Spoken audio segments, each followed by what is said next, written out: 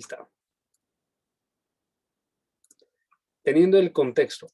Si ustedes se acuerdan, en Juan capítulo 4, lo que está sucediendo es que Cristo está viajando de la plática que tuvo con Nicodemo y está pasando, en este caso, por un camino que pasaba por Samaria.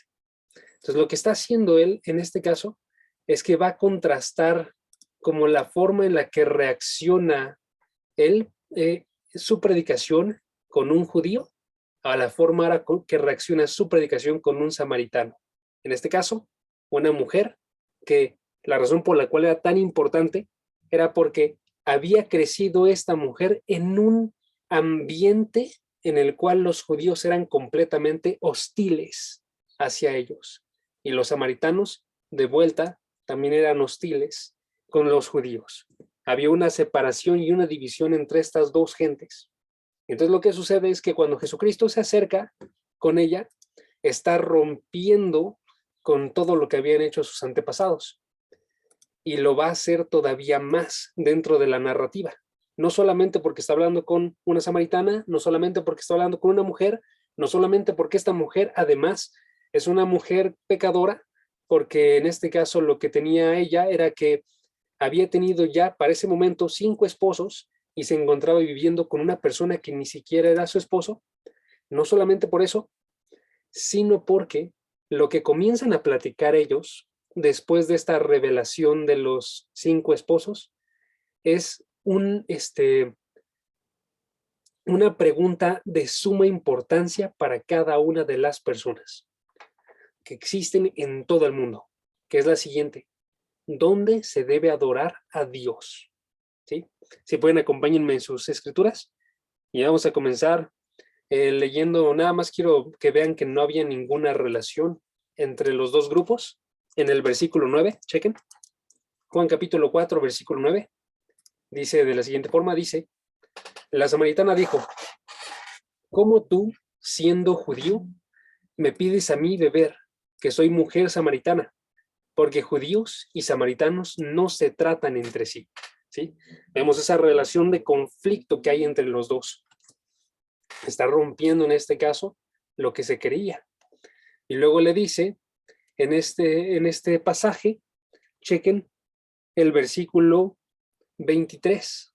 Versículo 23 dice: sin embargo, la pregunta es, ¿dónde vamos a adorar? ¿No? Y le responde en este caso Jesucristo a la samaritana. Versículo 23. La hora viene, y ahora es, cuando los verdaderos adoradores adorarán al Padre en espíritu y en verdad, porque también el Padre, tales adoradores, busca que le adoren. Versículo 24. Dios es espíritu, y los que le adoran en espíritu y en verdad es necesario que le adoren. ¿Okay? El día de hoy vamos a observar un tema que se titula Dios es espíritu. ¿Sí? Y nos vamos a concentrar en qué significa exactamente que Dios es espíritu. Primera respuesta, significa que Dios no tiene cuerpo. ¿Sí? Eso es lo que vamos a ver el día de hoy. Dios es espíritu, ¿qué significa? Que Dios no tiene cuerpo. ¿Ok? Noten otra vez el versículo 24, porque lo que está haciendo Jesucristo es bien, bien interesante. Está diciendo la naturaleza misma de Dios con una frase que en griego se lee literalmente: el Dios espíritu.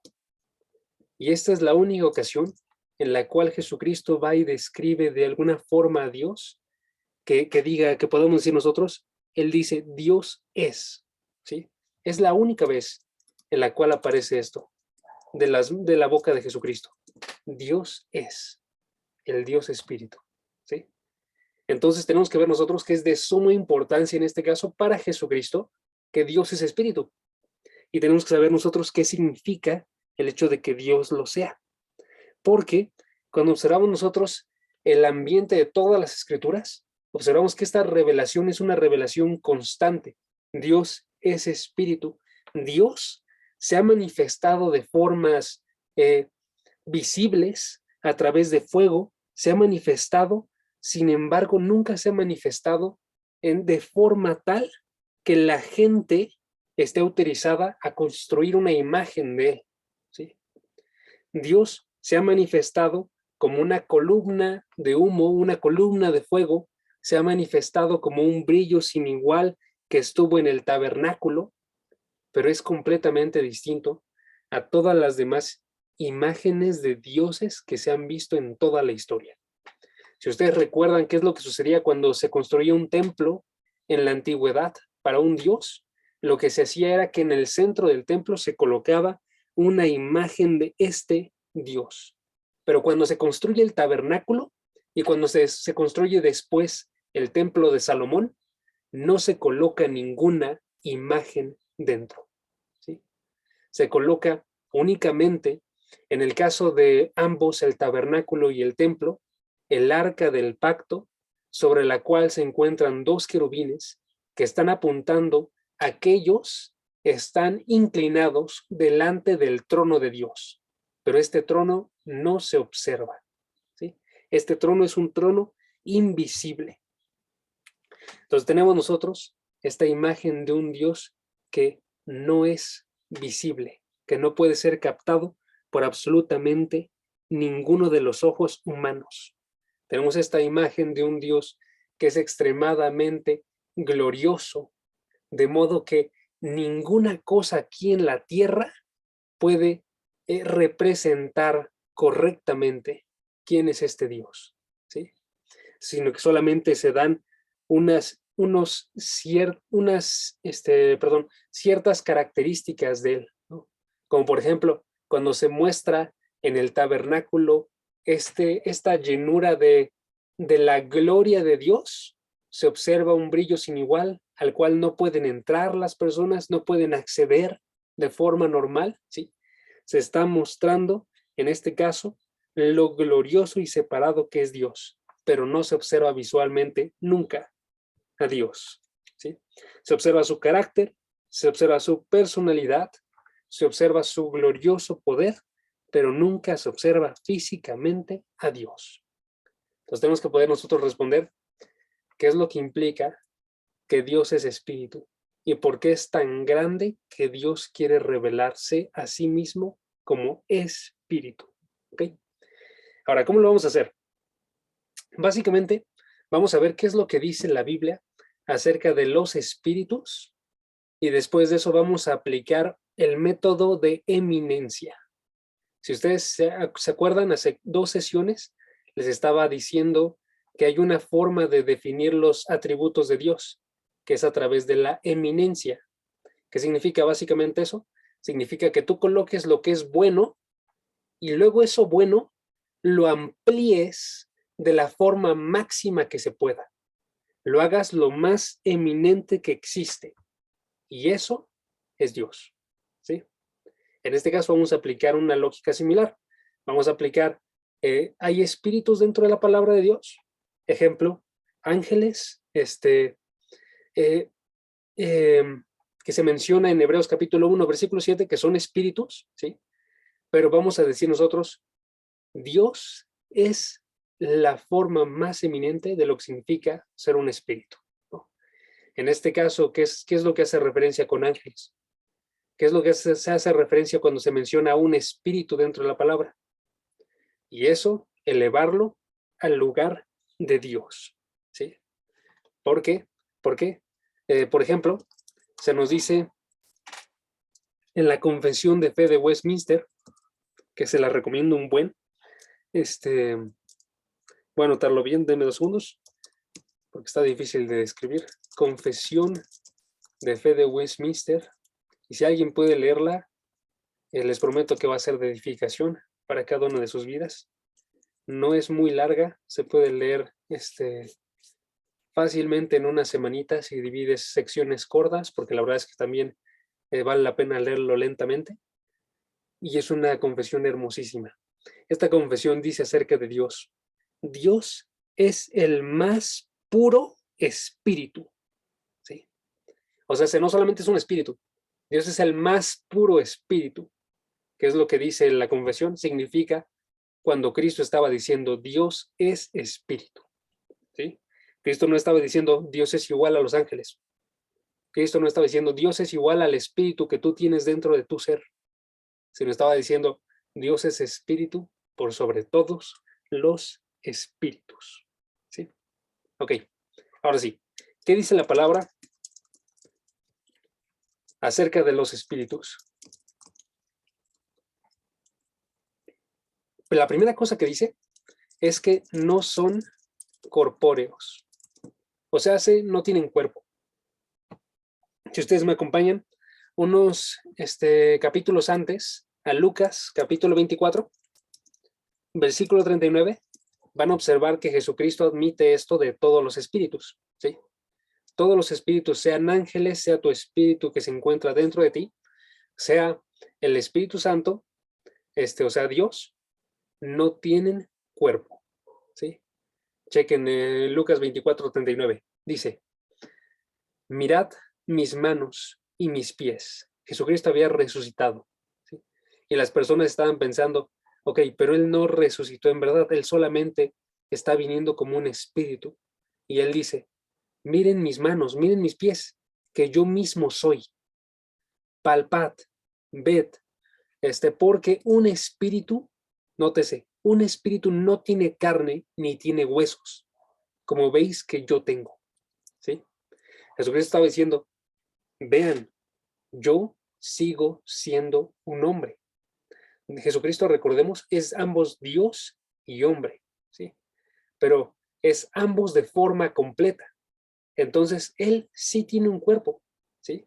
También Él es espíritu, pero cuando hace referencia a Dios en general, a la Trinidad, a Jehová, se dice de Él, Dios es espíritu, ¿sí?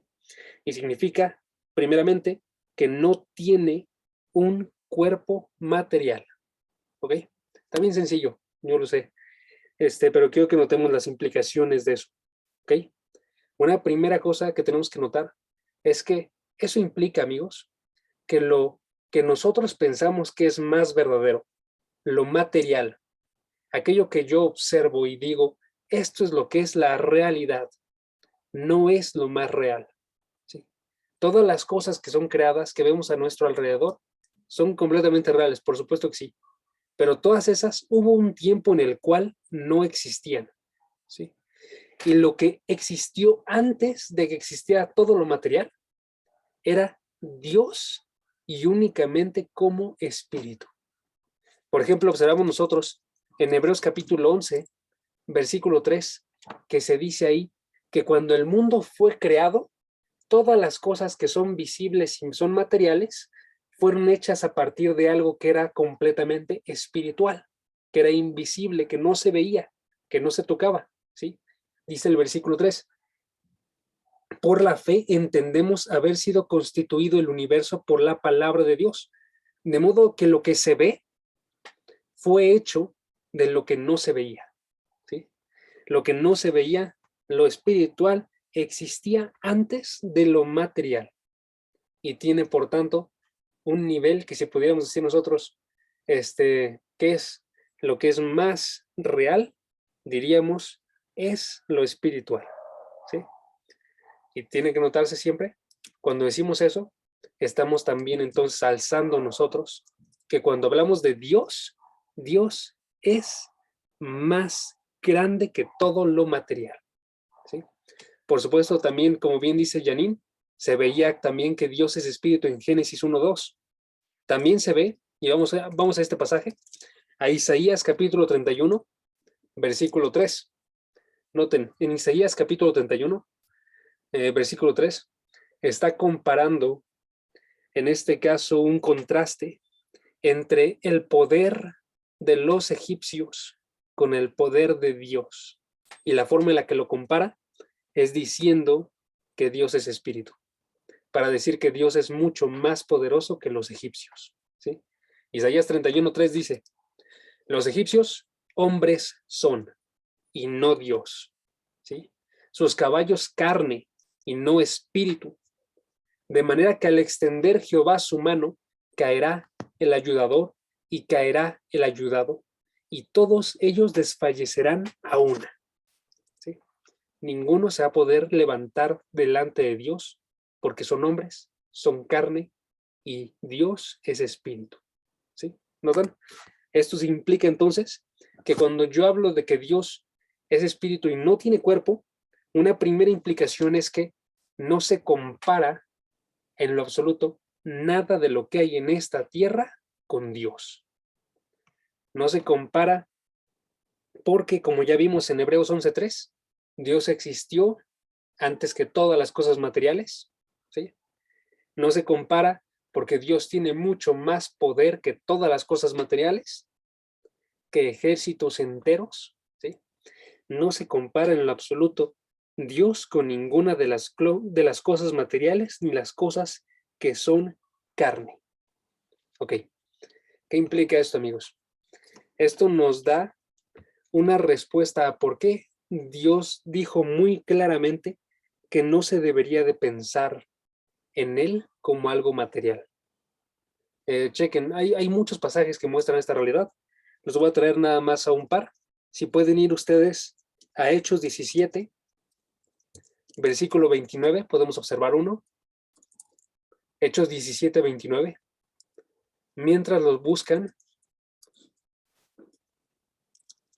les recuerdo el contexto. Aquí está hablando Pablo con los atenienses y está respondiendo en este caso a la costumbre que se tenía en el tiempo antiguo de hacer estas esculturas de dioses. ¿Sí?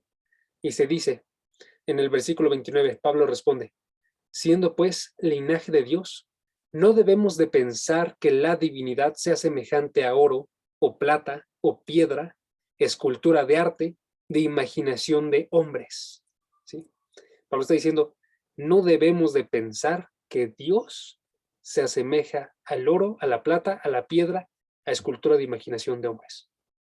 Porque sucede que nosotros tendemos a querer minimizar a Dios y ni siquiera nos damos cuenta que lo estamos minimizando.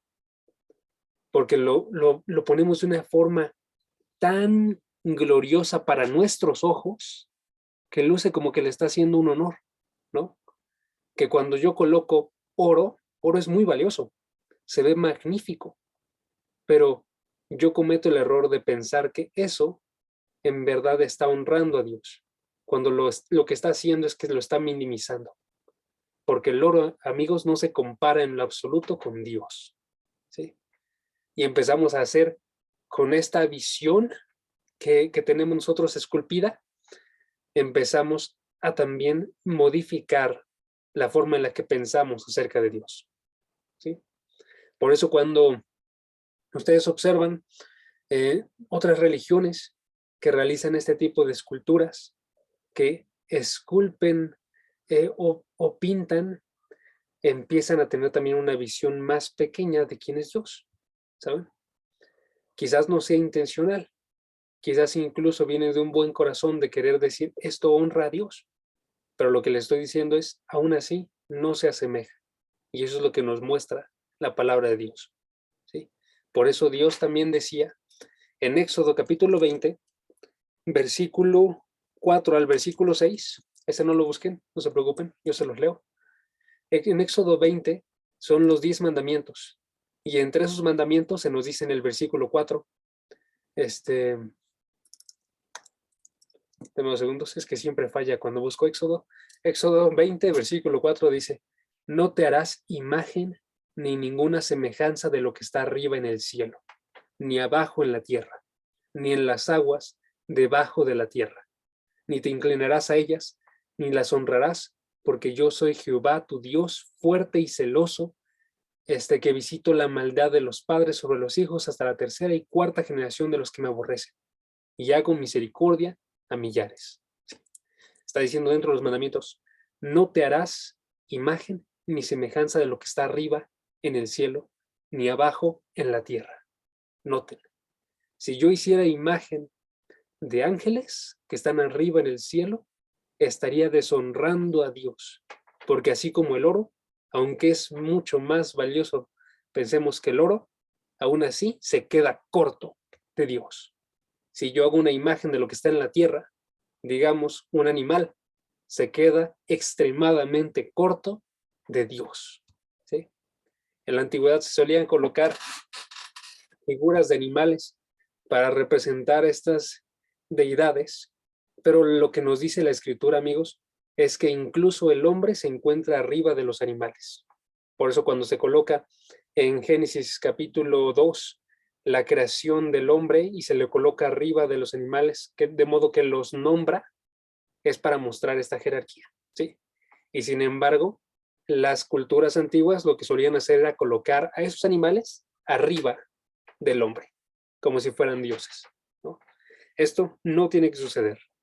Igualmente, lo que está arriba en el cielo, los astros, no pueden formar parte de esta visión de la divinidad, porque también se quedan cortos. Absolutamente todas las cosas se quedan cortas de quién es Dios, ¿sí? Más bien lo que quiere Dios, en vez de que nos hagamos nosotros una imagen de quién es Él en nuestra cabeza y la esculpamos, Él quiere que nos hagamos una imagen que no puede ser expresada con las cosas materiales, ¿sí? Una imagen en el cual lo que se ve es el carácter de Dios digno de toda adoración. Esto es lo que tenemos que trabajar nosotros en formar, ¿sí? Por eso es que Dios cuando se expresa, no se expresa en este caso a través de visiones físicas, ¿sí? Eso lo hizo en la antigüedad y lo hizo con propósitos bien específicos, pero esa no es la manera normal en la que se presenta a cada uno de los cristianos. Ni siquiera en la antigüedad era la manera normal en la que se presentaba a todos, ¿no? Hay casos muy específicos donde se presenta con estas visiones físicas, pero absolutamente a todos los creyentes se les presenta a través de palabra, ¿sí? Se les presenta a través de algo que ellos pueden colocar dentro de sus mentes, que pueden hacer una imagen de su carácter, no limitando a Dios, ¿sí? A una figura física, sino que la forma en la que tenemos que pensar nosotros es acerca de su carácter digno de toda adoración. Por eso les soy bien honesto, el cristianismo es voy a llamarle religión, pero ustedes saben a lo que me refiero. Pero bueno, el cristianismo es una religión que es extremadamente compleja, porque no solamente implica que yo haga, implica que yo sepa. Y esto en muchas ocasiones no lo queremos tener. No queremos la reflexión, la devoción de mi mente a Dios, en este caso. Y tenemos que tenerla, amigos. Tenemos que tenerla. Porque lo que tiene que hacer un cristiano no es ir delante de una estatua, no es colocar una adoración solamente física, sino que tiene que entregar por completo de todo su ser. Y en este caso se pone bien difícil cuando decimos tenemos que pensar acerca de Dios para tener a Dios delante de nosotros, ¿sí? Pero es lo que tiene que suceder, ¿ok? Entonces noten, hasta ahorita lo que he dicho es que como Dios no es corpóreo, se está implicando varias cosas con eso. Se está implicando que Dios tiene valor arriba de toda la materia, porque existió antes de todo. Se está implicando que Dios tiene poder arriba de todo. ¿Por qué? Porque lo que comenté en Hebreos, una disculpa, en Isaías, es que nada de lo material y lo físico puede levantarse delante de Dios, ¿sí? Se está implicando, como observamos nosotros en Hechos 17, que ninguna de las cosas materiales se acerca en valor a Dios ni lo puede representar bien, ¿sí? Se está implicando entonces que Dios en sí mismo se encuentra por arriba de todo lo que existe en esta tierra, ¿sí? Ahora, continuemos con una segunda idea, ¿va? Una segunda idea. Dios se encuentra arriba de todo lo que está en la tierra. Pero ahí les va una segunda idea. Primeramente, les digo, Dios se encuentra con un mayor valor. Pero una segunda cosa que nos hace pensar este hecho de que Dios no sea corpóreo, se observa en el pasaje con el que comenzamos, en el de Juan 4. Noten Juan 4 y veamos el versículo que leímos hace rato para observar exactamente por qué Cristo dijo esto a la samaritana. ¿Por qué le dijo Dios es espíritu? En Juan 4, versículo 24. Y la razón por la cual le dijo eso no era en relación a las imágenes, que es bien importante, que ya lo observamos. Era porque si Dios es espíritu, entonces la adoración que se entrega a Dios no puede ser primeramente una adoración física, sino que tiene que ser una adoración espiritual. Ahorita ya estaba comentando esa idea, pero véanla en el versículo 24, chequen. Juan 4, 24 dice, Dios es espíritu, y los que le adoran en espíritu y en verdad es necesario que le adoren. ¿Sí? Noten, está contrastando la samaritana, perdón, está contrastando para la samaritana Jesucristo, está contrastando la adoración en un templo, ya sea el templo de Jerusalén, el monte santo en Samaria, perdón, con una adoración que no es en un lugar físico especial, ¿sí? Sino una adoración que es espiritual.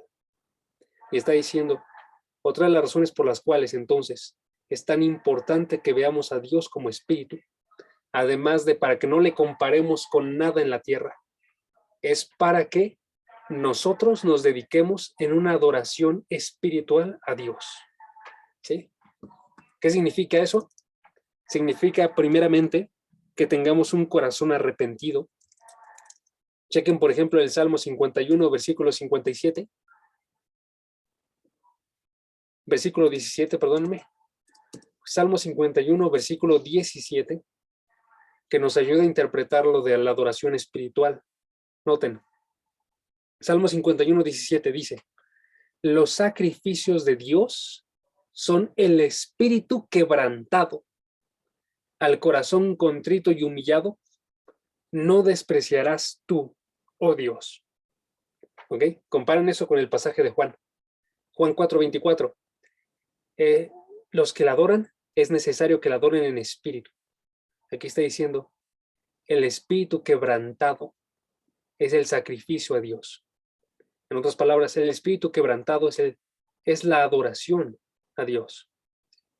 Un corazón que esté destruido, humillado delante de Dios, que sepa que ha pecado y esté arrepentido, un corazón que esté consciente de que se encuentra debajo de Dios, ese corazón es parte de un espíritu quebrantado y Dios no lo desprecia, sino que Dios busca adoradores que le adoren así. ¿Sí? Entonces nos está diciendo aquí, en este pasaje, que un primer elemento de un espíritu quebrantado es un corazón arrepentido. ¿Sí? Ese es el elemento esencial. Un corazón que ha volteado su mirada de las cosas del mundo, de las malas acciones, para observar como mayor en valor al Dios infinito y colocar sus acciones en relación a ese Dios. Ese es un espíritu que ha sido cambiado por el Espíritu Santo y que ahora es dedicado para Dios. ¿Ok? Entonces ahí tenemos nosotros dos implicaciones bien grandotas de que Dios no tenga un cuerpo. La primera implicación es que nada de las cosas que están en la tierra o arriba de la tierra se comparan con este Dios. La segunda implicación, que la adoración a Dios que se necesita no es una adoración primeramente física, sino es una adoración que es espiritual, comenzando por un corazón quebrantado. ¿Ok? Pero ahí van unas dudas. Y aquí les voy a dar unos, bueno, son unas cuantas objeciones, pero quiero que lo tomen en verdad, porque la verdad es que es sorprendente la cantidad de veces que aparecen estas dudas. Entonces, si ustedes se la pueden resolver a alguien, estaría increíble, ¿sí? Porque, por ejemplo, se puede pensar que, ok, si Dios es espíritu y Él quiere una adoración espiritual, ¿por qué entonces en el Antiguo Testamento se colocan tantas cosas que son físicas? ¿Sí? Y hay muchas, son demasiadas. ¿Sí? Se colocan lugares santos, se colocan altares. Deme un segundo, estoy anotando la lista, por eso es que no digo lento. Se colocan objetos como los del interior del templo, del interior del tabernáculo, ¿sí? Se colocan sacerdotes con vestimentas bien específicas, se colocan rituales como el día de la expiación, como las fiestas, ¿sí? Se colocan sacrificios que eran constantes y diarios y sacrificios especiales, ¿sí? Y son tantos que literalmente no había un solo día que no se sacrificara un animal. ¿Por qué? Si la adoración a Dios es una adoración espiritual, ¿por qué se coloca todo esto? Ok. Una primera aclaración que tendríamos que decir con eso es que en todo momento siempre Dios ha querido una adoración espiritual. Eso no es algo nuevo, ¿sí? Podemos ir nosotros, por ejemplo, a Isaías capítulo 1, versículo 11, y observar que Dios siempre ha querido una adoración espiritual, ¿sí? Aun cuando se encontraba todo esto, los lugares santos, los altares, los objetos, los sacerdotes, los rituales, los sacrificios, aún así destaca sobre ellos siempre la adoración espiritual. Por eso dice, por ejemplo, Isaías 1:11, ¿para qué me sirve, dice Jehová, la multitud de vuestros sacrificios? Hastiado estoy de holocaustos de carneros. Está hablando de los sacrificios y está diciendo, estoy cansado de ellos. ¿Por qué? Porque ellos no lo estaban haciendo con la parte espiritual, solamente estaban haciendo lo físico. Por eso estaba hastiado Dios. Dice en el versículo 13, no me traigáis más vana ofrenda, el incienso me es abominación. Luna nueva y día de reposo, el convocar asambleas, no lo puedo sufrir, son iniquidades vuestras fiestas solemnes. Ojo, está diciendo él bien claro, todas las cosas físicas que ya nombré, todos los lugares santos, los altares, los objetos, los sacerdotes, los rituales, los sacrificios, todo eso se convierte en algo vano y sin valor cuando carece de la parte espiritual. Por eso Isaías llama, en este caso, a que ellos tengan ahora una adoración que sea espiritual a Dios. Chequen el versículo 16 y 17. Decía en el versículo 16 y 17, lavaos, limpiaos, quitad la iniquidad de vuestras obras de delante de mis ojos. Dejen de hacer lo malo. Versículo 17, aprendan a hacer el bien, busquen el juicio, restituid, el agravio, haced justicia al huérfano, amparad a la viuda. Quería que cambiaran su corazón. Después de eso viene un pasaje hermosísimo, versículo 18, donde habla de cómo es que si nos acercamos nosotros en arrepentimiento, vamos a ser limpiados de forma completa. ¿Sí? En este caso, los israelitas. Pero noten, siempre está primero, aún en el Antiguo Testamento, siempre está primero la adoración espiritual. Entonces, la razón por la cual antes se adoraba con estas cosas físicas no es porque cambió el sistema de adoración, ¿sí? En este sentido, de forma nueva, ahora vamos a adorar espiritualmente. No es por eso, ¿sí? La razón, amigos, que es una razón hermosísima, es que todas estas cosas físicas que sucedieron tanto en las apariciones de Dios como en estas adoraciones que colocaba, todas estas cosas físicas, nótese en relación a los dos puntos que dije, Dios se apareció con cosas físicas, se apareció con fuego, se apareció con nube, se apareció su voz de forma audible, ¿sí? Se apareció con truenos. Todo esto no era para que lo encasilláramos como algo físico, Todo esto, los lugares santos, los altares, los objetos, los sacerdotes, no era para que adoráramos con cosas físicas únicamente. Todo esto, la razón que tenía era para señalar al Hijo de Dios. ¿Ok? Para señalar o apuntar al Hijo de Dios, principalmente. Ahorita les digo otras razones, pero esa es la primera razón. ¿Por qué? Nótese. Les voy a dar un ejemplo. Con el templo. El templo, ¿qué es lo que hacía? El templo era el lugar donde entraba la gloria de Dios y esa gloria habitaba en el centro de el pueblo de Dios. ¿Sí? En el caso del templo, habitaba en Jerusalén, el centro de Israel. ¿Sí? En el caso del tabernáculo, habitaba en el centro de las tribus de Israel que lo rodeaban. ¿Sí? ¿Por qué? Porque el caso del templo era señalar que Dios mismo habitaba entre su gente. ¿Y qué sucede cuando llega el Hijo? El Hijo se llama Immanuel y es Dios con su gente. ¿Sí? ¿Qué sucede el día de hoy? El día de hoy se está cumpliendo una promesa que Jesucristo, Dios en la carne, hizo en Mateo 28, donde dijo, yo estaré con ustedes hasta el fin de los tiempos.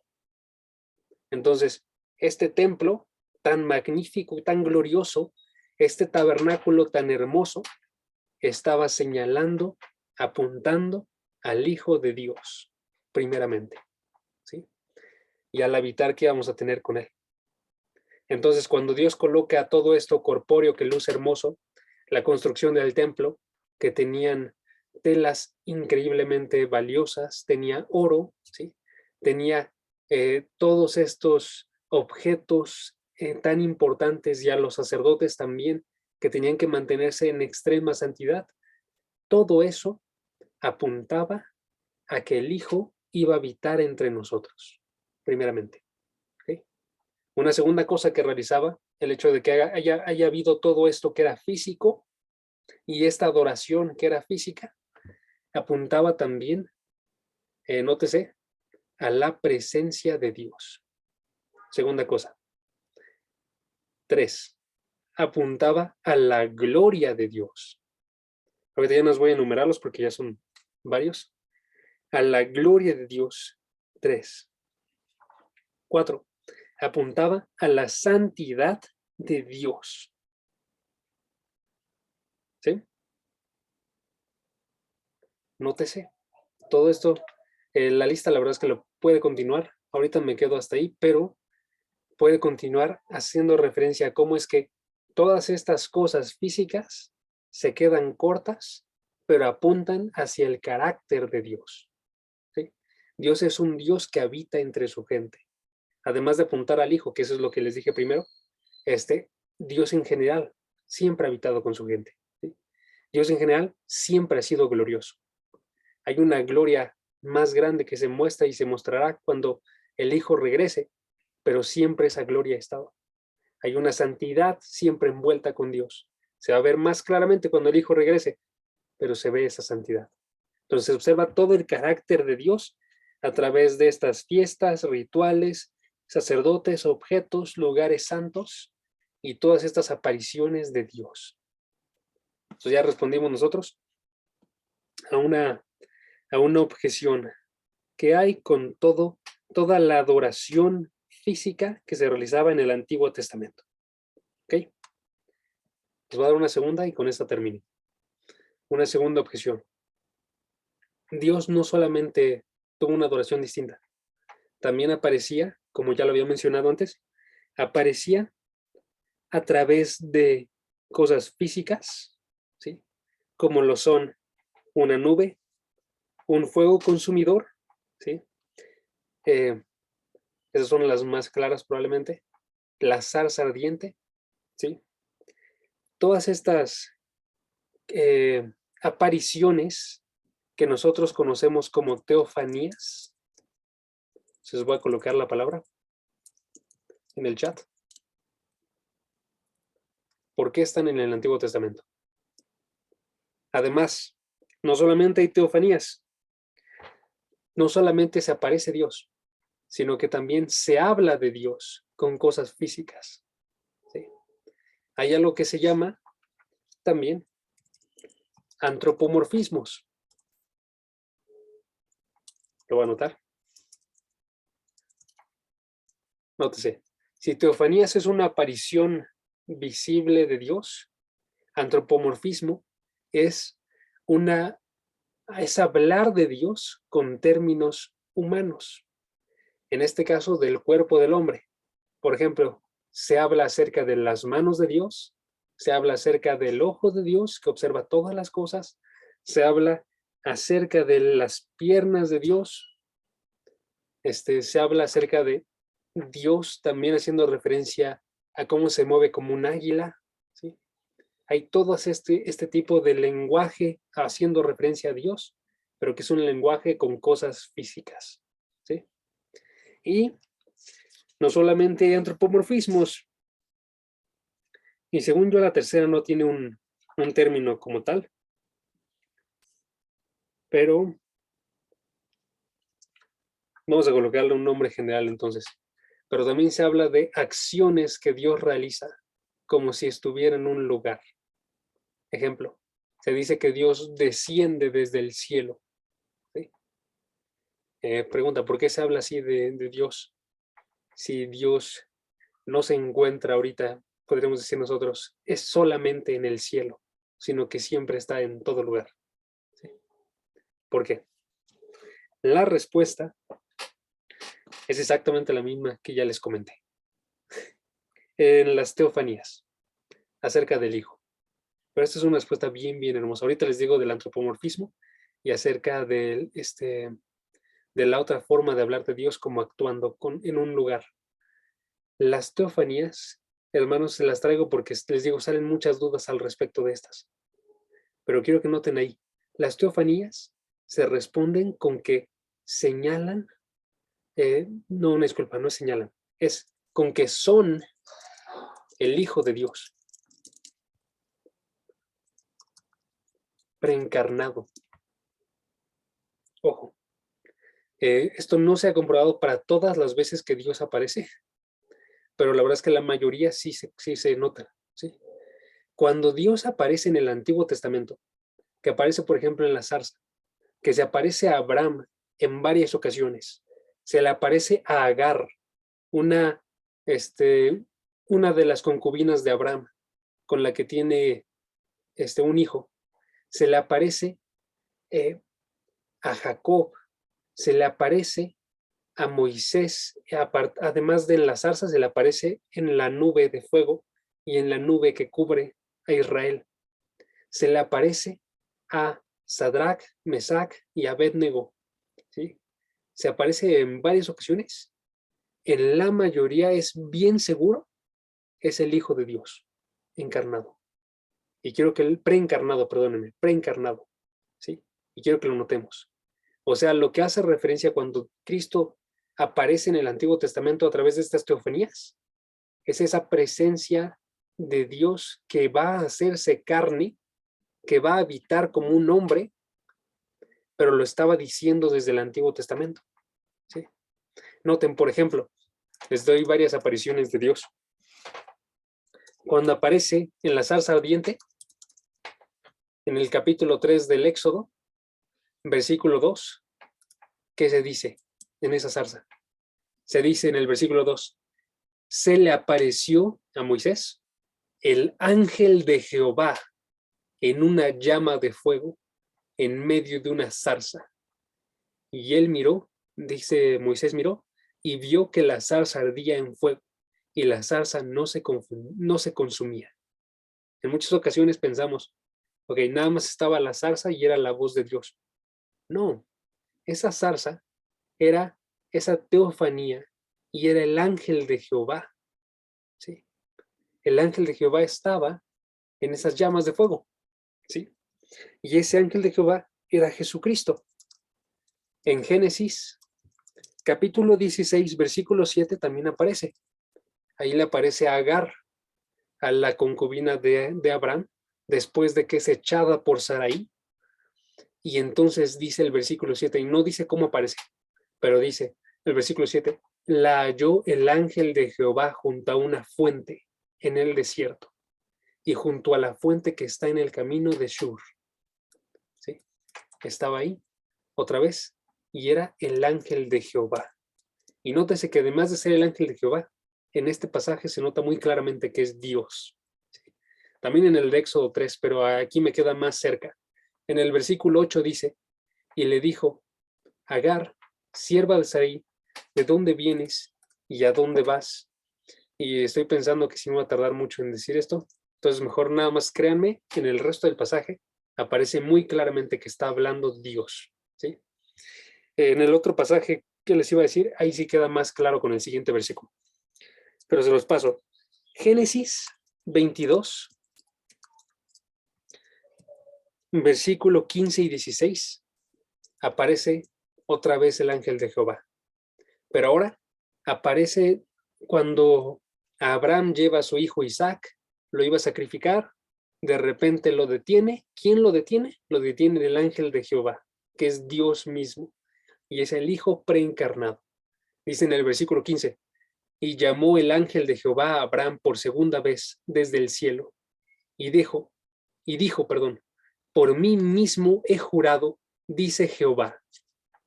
Noten, está diciendo, llamó el ángel de Jehová a Abraham. Ahí estaba el ángel de Jehová.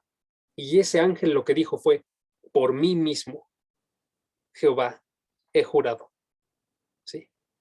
O sea, no solamente era un mensajero, era Jehová mismo que estaba hablando. Y era el ángel de Jehová. ¿Sí?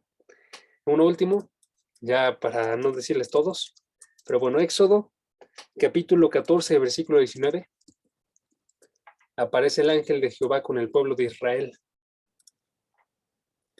Y en este caso es cuando están siendo perseguidos por el ejército de Faraón. Entonces en el capítulo 14, versículo 19, se dice, el ángel de Dios que iba delante del campamento de Israel, los estaba guiando, se apartó e iba en pos de ellos. Y asimismo la columna de nube que iba delante de ellos se apartó y se puso a sus espaldas. Cuando estaban viendo esta columna de nube tenía adentro el ángel de Dios. Y entonces cuando ellos veían esa columna que se estaba dirigiendo hacia un lado, ellos iban detrás de ella y estaban siguiendo al ángel de Dios. Y cuando esta columna va y ve, en este caso, el ejército de Faraón, lo que hace es que se regresa y se coloca detrás de Israel para defenderlos del ejército. ¿Sí? Entonces tenemos otra vez el ángel de Dios, otra vez es Jesucristo, y está hablándonos acerca de su encarnación. Está hablándonos de que Cristo iba a habitar entre nosotros. ¿Sí? Y la parte de los antropomorfismos, ¿por qué se habla de la mano de Dios? Bien rápido. ¿Por qué se habla de que Dios se mueve y se acerca? Porque se nos muestra este carácter tan grandioso de Dios. Cuando se habla de sus manos, se habla de su habilidad para poder lograr las cosas. Cuando se habla de sus ojos, se habla de su conciencia de todas las cosas que existen. ¿Sí? Cuando se habla de Dios, se hace referencia a un lenguaje que nosotros comprendemos para poder hacer referencia a lo más grande que hay. ¿Sí? Dios, en cierta forma, se coloca hacia abajo, habla de sí mismo hacia abajo, para poder darnos a entender quién es Él. Por eso el proceso de eminencia, el método de eminencia, es un proceso bien importante, porque Dios mismo lo ocupa. Coloca una imagen pequeña, manos, ojos, para hacer referencia y que nosotros entendamos, Él quiere que yo piense en Él con esto a su máxima potencia. Tiene las manos más grandes, tanto así que no son manos físicas, sino es que todo lo que Dios quiere se realiza. ¿Sí? Dios tiene los ojos más grandes que existen, de modo que no son ojos físicos, sino que Dios está consciente de todas las cosas en todo momento, sin pestañear, sin conocer antes de que todo suceda. Que diga, sin conocer algo nuevo, perdón, antes de que todo suceda. Dios ya lo sabe. ¿Sí? Entonces utiliza este proceso de inminencia. Entonces, hermanos, básicamente el mensaje del día de hoy es que cuando vemos que Dios es espíritu, estamos hablando nosotros que Dios se encuentra arriba de todas las cosas materiales, quiere una adoración espiritual, y la forma en la que Él se comunica, que es lo último que hemos estado observando, la forma en la que Él se comunica para hacer referencia a sí mismo, nos muestra que Él quiere habitar en la presencia de los hombres. Quiere que lo tengamos como presente junto a nosotros, a través de su Espíritu Santo, a través de su Hijo, ¿sí? A través de una relación viva con Dios Padre, ¿sí? Entonces eso es lo que tenemos por el día de hoy, y es la primera característica. Dios no tiene cuerpo, es lo que significa que Dios es espíritu. No es todo, nos falta observar que Dios es invisible, pero eso ya lo dejaremos para la próxima sesión. Vamos a terminar orando, ¿va? Cris, ¿cómo ves si nos diriges en una oración para terminar? Sí, Vas. pues vamos a orar. Señor, te damos gracias, gracias porque hoy pudimos conocer más de ti, podemos seguir asombrándonos de tu persona, podemos seguir viendo tu magnificencia, tu poder, tu gloria, Señor. Te damos gracias porque has, has puesto en nosotros el conectarnos el día de hoy.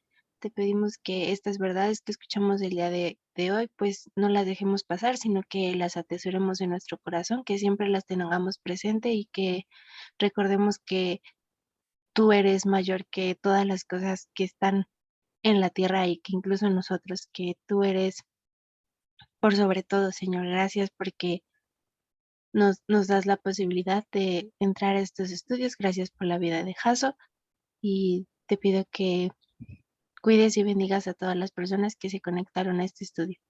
En tu nombre oramos. Amén. Amén. Muchas gracias, Cris. Muchas gracias.